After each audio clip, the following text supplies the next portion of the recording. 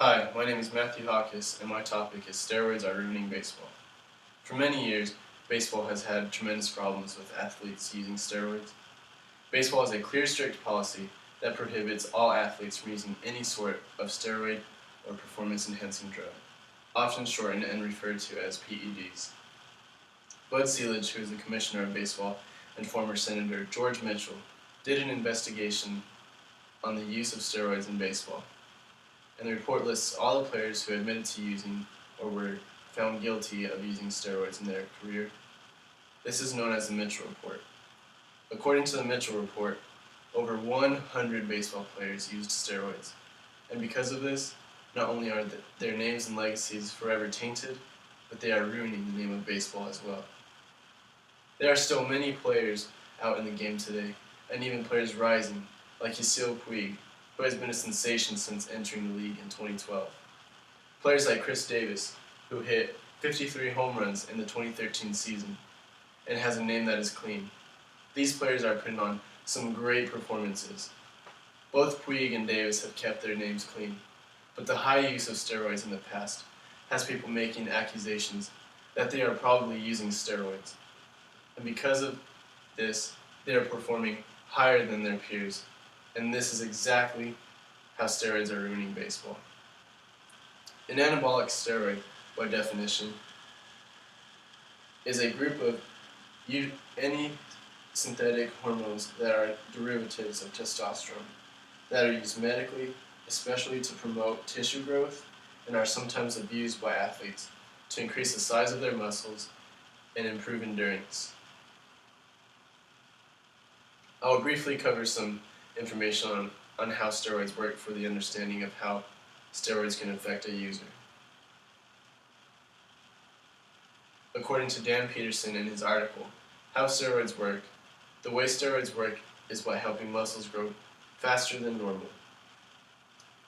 Weightlifting is one of the main ways athletes build their strength. When a person lifts weights heavier than usual, they create tiny micro tears in muscle fibers. The body's natural repair process repairs the tear and then overcompensates by adding bigger cells to build stronger fiber. This is called muscle hypertrophy. And over time, this repeated process of teardown and rebuild will result in muscle growth. Now, by putting these tiny micro tears in the muscles, it has to be repaired. When the steroid is ingested, it travels through the bloodstream to the muscle tissue. The steroid is drawn into the muscle cell so the steroid can interact with the cell's DNA and stimulate the protein synthesis process that promotes cell growth. Steroids can affect baseball players physically, but the effect that steroid usage has on the game is something that has fans upset. John Friedman said it best when he said, the biggest crime of baseball steroid scandal is that we have forgotten about the greatness of our national pastime, buried in a blizzard of scandalous headlines and allegation. Now, what Friedman means by this is that with all the headlines of the steroid scandal, we have forgotten why we love the game. We have forgotten about our great national pastime. A player who was admired by fans and they loved to watch him play was Mark McGwire. McGwire had a record-setting year in 1998 for the most home runs hit in a single season. He set the record at 70. When it came time to decide if McGwire would be inducted into the Hall of Fame, he was rejected. And this is according to J.C. Bradbury in his article, What Really Ruined Baseball.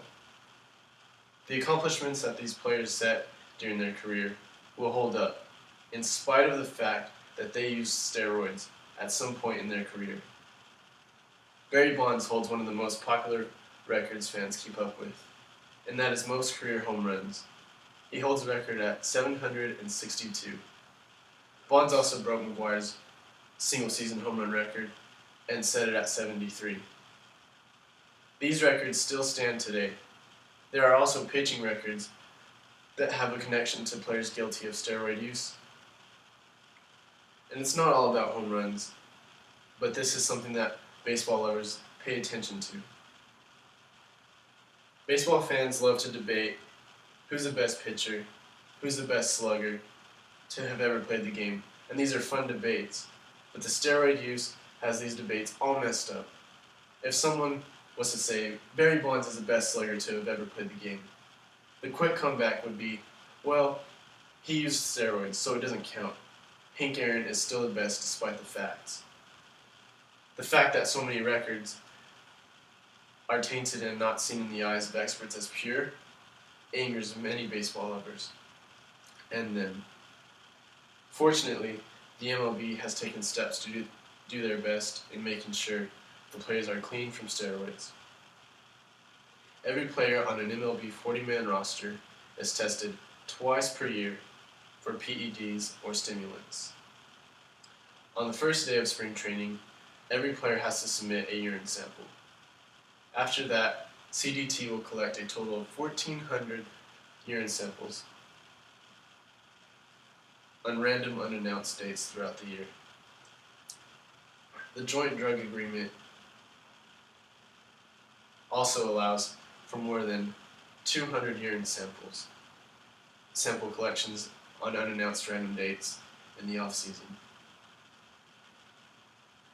There are extra tests for previous violators of the JDA. This information is from Dan Levendorf's article on how steroid testing actually works. In conclusion, with so many of the records tainted, such as the famous most home runs, it's tough to say what should have been done about all these records due to the involvement of steroids. Some people say they should be taken down because they simply are not true. Some people say they should stand, excuse me, because there's no way of proving that the players use steroids throughout their entire career, and so that they are partially true. As much as I love baseball, and I love to see history made in sports, I say that the records are evidently tainted, and they should be stripped. Sure, Bonds won 3 MVP awards before he is believed to have even used steroids, but baseball has rules and regulations.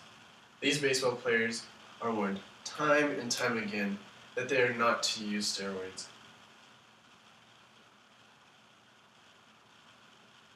In my eyes, there is no excuse for these professional athletes to use steroids. They are paid tens of millions. Some players even get paid over $100 million. To do what? To play baseball. Baseball is their job, it's their profession, and there's no excuse for them to be violating the rules. They have expert nutritionists and advisors to tell them whether or not something is legal and if they should inject it into their body or not.